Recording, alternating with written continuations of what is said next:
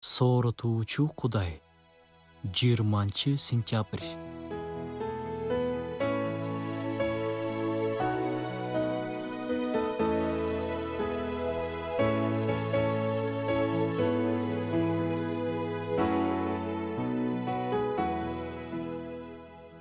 Байлык дайым эле акча менен өлчөнбөйт.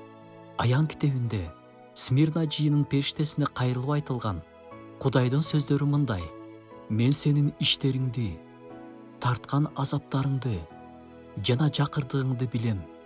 Жакырчылык деген сөз бул жерде чынында алардын абалын сүрөттөйт. Алар өздөрүнүн ишениминен улам жакырчылыкта болушкан. Куугунтуктан улам алар жумушсуз калышкан. Бирок алар каражат жактан кыйналса да, Ыйса алар бай болушкан деп айтат. Смирналыктар ишенимге жана баарлашууга бай болушкан. Акчаң болбошу мүмкүн, бирок башка жагынан абдан байсың. Акчадан башка дагы көп байлык бар. Сенин үй бүлөң, бир туугандарың, досторуң жана башка көп нерселер. Бир сунушум бар.